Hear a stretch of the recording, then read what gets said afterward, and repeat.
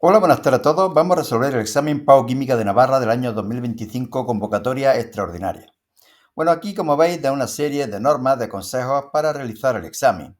Y empezamos con él. Bloque 1, la primera pregunta, dice: en la tabla que se encuentra a continuación, esta de aquí, se indican desordenadamente valores arbitrarios de carga nuclear efectiva y valores reales de radio atómico para elementos del segundo periodo. Elementos del segundo periodo que van desde el litio hasta el neón. Aquí los tenemos: litio, berilio, boro, carbono, nitrógeno, oxígeno, flúor y neón. Asigne razonadamente dichos valores a cada uno de estos elementos. Bueno, nos vamos a basar en lo siguiente. La carga nuclear efectiva va aumentando a medida que nos movemos hacia la derecha, mientras que el radioatómico, por contrario, va disminuyendo porque precisamente aumenta la carga nuclear efectiva. Por lo tanto, el orden sería este. Aquí tenemos los elementos desde el litio hasta el neón y, como veis, la carga nuclear efectiva va aumentando, lo he ordenado para que vaya aumentando, y el radio en picómetros va disminuyendo, lo he ordenado para que vaya disminuyendo desde el litio hasta el neón. Y define afinidad electrónica, pasamos, y ordene razonadamente estos elementos en orden creciente de afinidad electrónica, de acuerdo a la tendencia general esperable. Bueno, la afinidad electrónica, aquí tenéis la definición. Brevemente, es la energía que se desprende cuando un átomo capta un electrón, en estado gaseoso, en estado fundamental, etc. Evidentemente va a ir aumentando desde el litio hasta el flúor, puesto que los electrones van a situarse más cerca del núcleo y, por lo tanto, como el radio atómico disminuye, se sitúa más cerca del núcleo y, por lo tanto, se desprende mayor energía. ¿Cuál es la excepción? El neón. El neón es un gas noble, no tiene ninguna tendencia a captar electrones y, por lo tanto, tendrá la afinidad electrónica menor. Por aquí lo tenéis y yo sigo. Un compuesto covalente que no presente momento dipolar. Tenemos que explicarlo con estos elementos de aquí y además el hidrógeno. Por ejemplo, el tetracloruro de carbono es un compuesto covalente. Se establecen 4 enlaces covalentes entre el carbono y el cloro. La geometría sería, por lo tanto, tetraédrica y sería apolar, ya que los momentos dipolares se anulan entre sí. Hibridación, sp3. Compuesto que tenga átomos centrales con hibridación sp, por ejemplo, el etino. Dos átomos de carbono tienen hibridación sp. Los electrones situados en los orbitales híbridos sp se comparten con los electrones de los átomos de hidrógeno. En cada carbono quedan dos orbitales 2p sin hibridar para solaparse lateralmente y formar los enlaces pi entre ambos átomos. Bueno, teoría pura y dura, por eso le dedico poco tiempo. Podéis detener el vídeo y leerlo vosotros con detenimiento. Segunda pregunta. Esta preguntita muy fácil, muy corta. Representa en un diagrama la evolución de la entalpía frente a la coordenada de reacción, transcurso de la reacción, entalpía, correspondiente a una reacción exotérmica. ¿Cuándo es exotérmica? Cuando la energía de los productos es menor que la de los reactivos. Delta H será negativo. Productos menos reactivos me da un valor negativo. Aquí tenemos los complejos activados, estado de transición, energía de activación, etcétera, etcétera, etcétera. Seguimos. En esta reacción, estudiada experimentalmente, se observa que si se duplica la concentración inicial de A, manteniendo la concentración de B, la velocidad inicial de la reacción queda multiplicada por 4, es decir, 2 al cuadrado, y por lo tanto aquí deducimos que alfa vale 2. Esta sería la ecuación. La velocidad en las condiciones iniciales, esta sería la velocidad en las condiciones segundas cuando duplicamos la concentración de A, y luego nos dicen que triplicamos la concentración de B. Tendríamos estas tres velocidades. Si dividimos 2 entre 1, obtenemos que el valor de alfa vale 2. Si dividimos 3 entre 1, obtenemos que beta vale 1. Por lo tanto, orden parcial de reacción con respecto a A sería 2, orden parcial de reacción con respecto a B sería 1, orden total de reacción sería 3. Ecuación de velocidad, esta de aquí.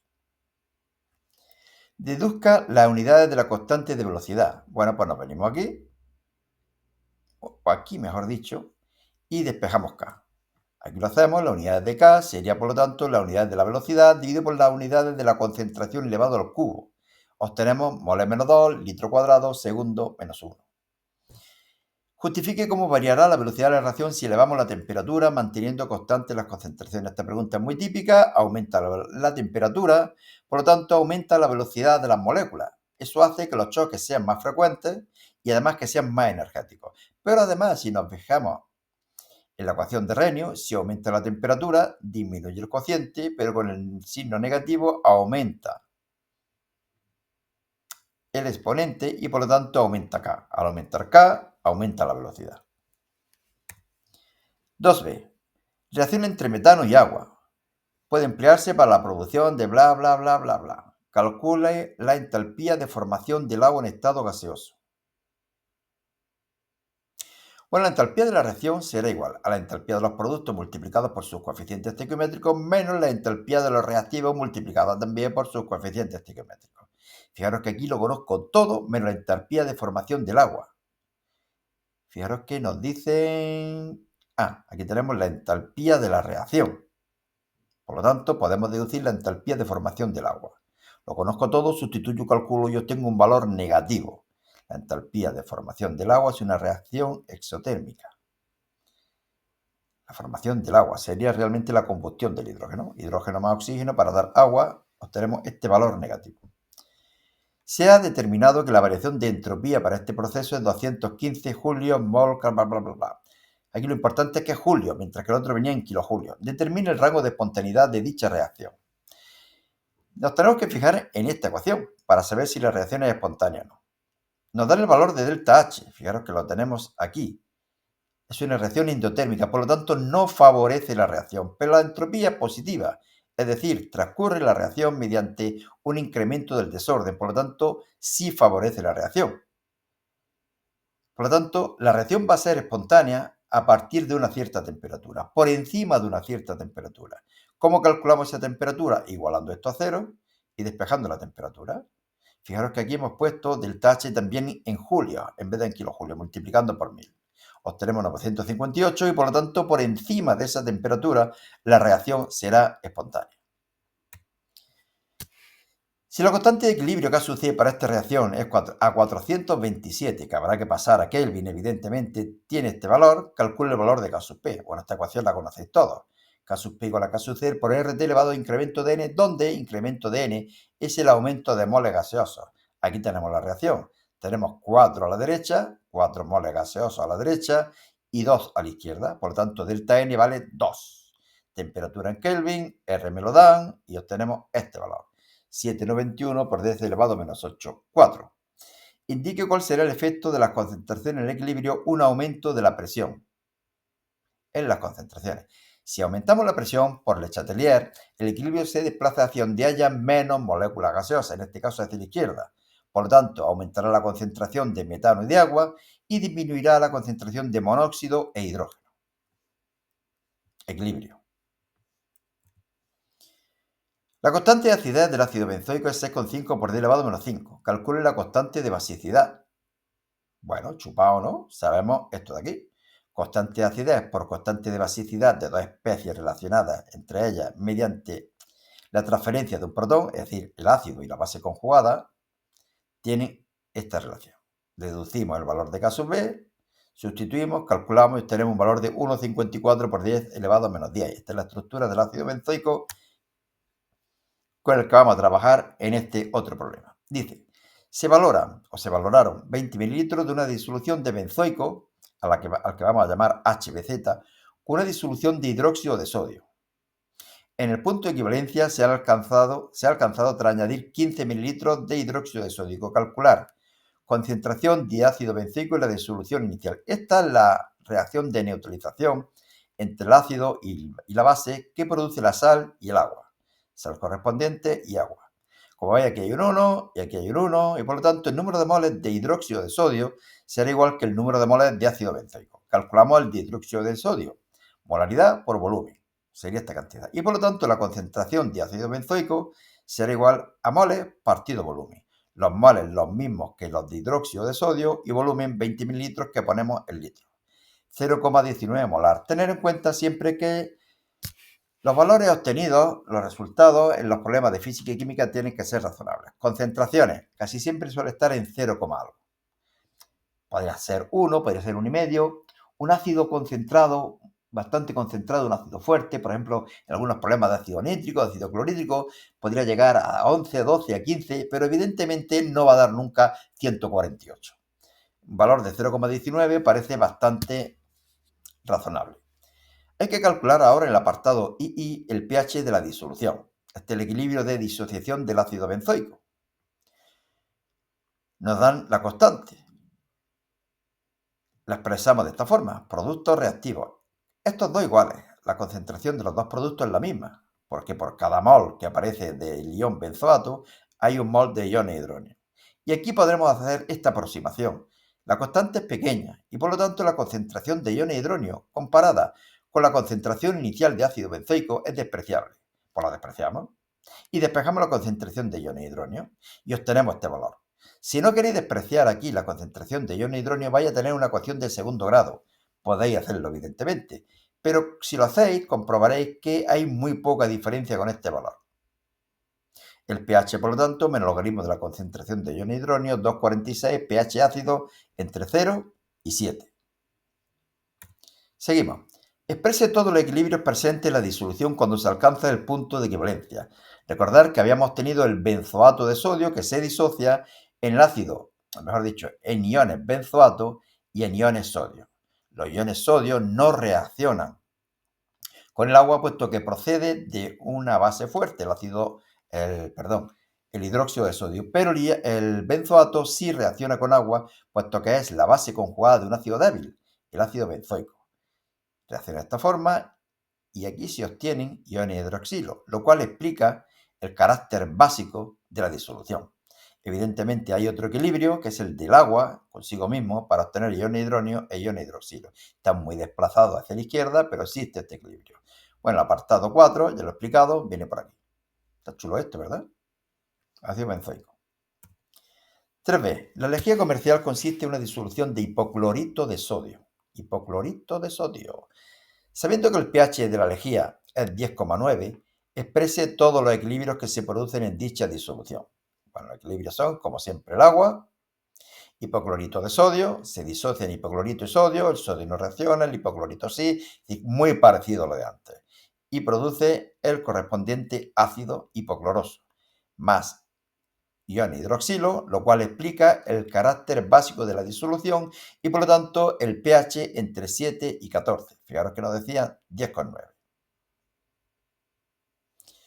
Y calcule la concentración de hipoclorito de sodio presente en esta disolución. Bueno, lo primero que necesitamos saber es la constante de basicidad.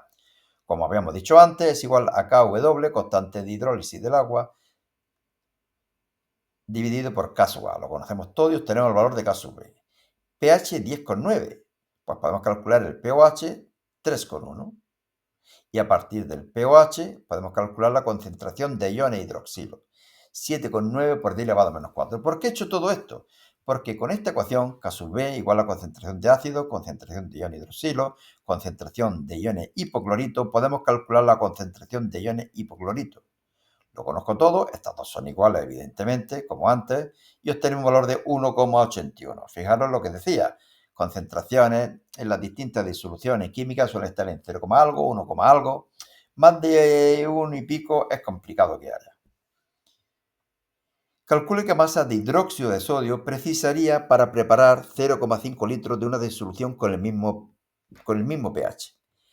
Si el pH es el mismo es porque la concentración de ion hidroxilo es la misma. Pero además el hidróxido de sodio es una base fuerte y por lo tanto la concentración de hidróxido de sodio será la misma que la de concentración de iones hidroxilo. Y esa concentración de iones hidroxilo la tenemos por aquí. Por aquí.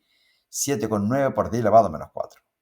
Bueno, pues la molaridad, moles partido volumen, masa molar volumen, de aquí despejamos la masa, y esta molaridad es la que ya digo que conocemos. Es igual que la de iones hidroxilo, 7,9 por 10 elevado a menos 4, volumen nos han dicho que queremos preparar medio litro, y la masa molar del hidróxido de sodio es 40, 0,016 gramos. Como veis, siempre cantidades bastante pequeñas.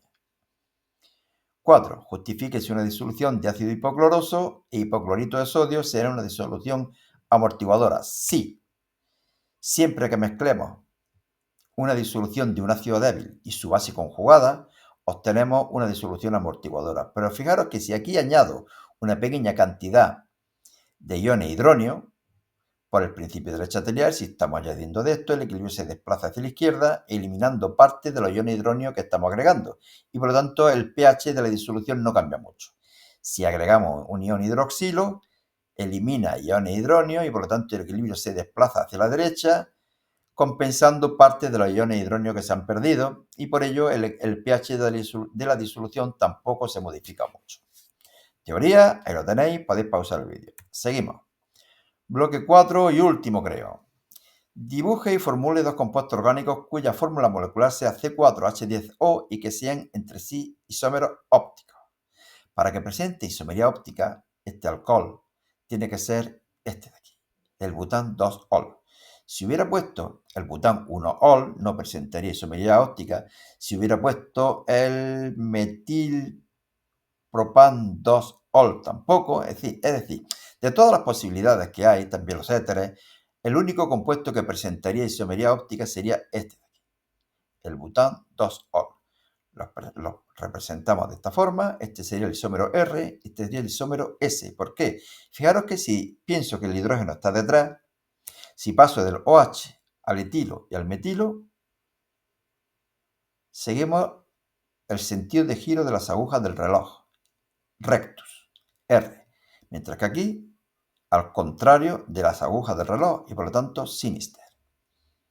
Hay que seguir el orden de prioridad. El OH el primero, el etilo el segundo, el metilo el tercero. Bueno, no creo que haga falta explicarlo aquí, aunque yo creo que todo esto de R y S realmente no lo pedía. Seguimos. Se hace reaccionar una pieza de cobre con una disolución de permanganato. Cobre con permanganato.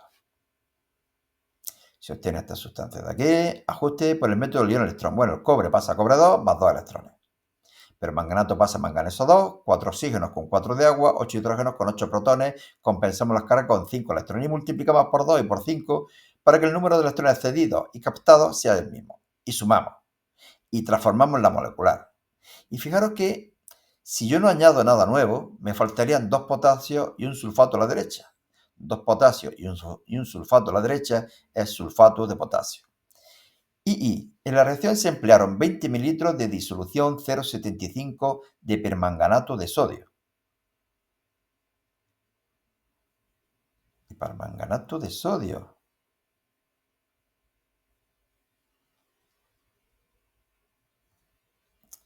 Permanganato de sodio. Yo he puesto aquí permanganato de potasio. Me he equivocado por lo tanto. Bueno, os comento.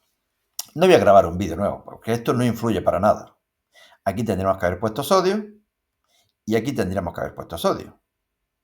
Es la única diferencia. ¿De acuerdo? Permanganato de sodio, sulfato de sodio. ¿Por qué digo que no influye? Porque el número de moles de permanganato de potasio, que en este caso sería de sodio, sería molaridad por volumen. No cambia nada, molaridad por volumen. Y ahora aquí el número de moles de cobre se calcula dividiendo el número de moles de permanganato de sodio entre 2, que es su coeficiente estequiométrico, y multiplicado por 5, que es el coeficiente estequiométrico del cobre.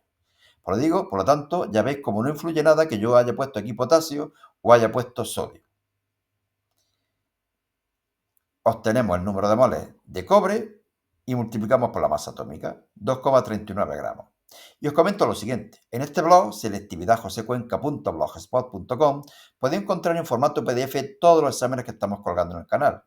Todos los exámenes. Por lo tanto, en un solo archivo podéis ver un mogollón de exámenes y de preguntas, evidentemente. Pero además es bastante fácil corregir cualquier error. Yo aquí ahora no voy a grabar otros 20 y tantos minutos de un vídeo para cambiar aquí potasio por sodio. Pero el blog es muy fácil. Me meto, lo cambio, le voy a guardar y listo. Por lo tanto, recomiendo que entréis en este blog. Y yo me acuerdo de que tengo que ir a la página 35 para cambiar el potasio por el sodio. Fijaros que, bueno, ahora aquí está la 4B y aquí ya tendríamos el examen de 2024. Ya os digo que aquí tenemos un mogollón de exámenes. Bueno, hacemos la 4B y yo tengo que ir a la página 35. Pongo un ejemplo de las siguientes reacciones orgánicas utilizando los reactivos necesarios, nombrando todos los compuestos orgánicos e inorgánicos que intervienen en la misma. Adición en la que tenga que aplicarse la regla de Markovnikov. Por ejemplo, propeno más agua en medio ácido, se añade el hidrógeno a este carbono mayoritariamente y se obtiene el propan 2-ol. Pero también se puede añadir al carbono secundario, al carbono de medio, el carbono número 2, y se obtendría el propan 1-ol. Seguimos la regla de Markovnikov y este es el compuesto mayoritario. Propan 2-ol, propan 1-ol, agua medio ácido, propeno. Y sustitución electrófila aromática, por ejemplo, benceno más cloro con tricloruro de hierro o cloruro de hierro 3 como catalizador. Se obtiene el clorobenceno más cloruro de hidrógeno. Sustitución electrófila aromática. 3. Reacción de condensación, por ejemplo, entre un ácido y un alcohol para obtener el éster correspondiente y el agua. Etanoico, por ejemplo, etanol, etanoato de etilo, agua. Y por último, reacción de polimerización. Pues cogemos el más fácil, cogemos el eteno y se obtiene el polietileno o polieteno. Este sería el monómero, este sería el polímero. Bueno, pues nada más. Como veis, ya digo que aquí sigue ya el del año 2024 y yo me voy a ir a la página 35. Pues nada, suerte y hasta otra.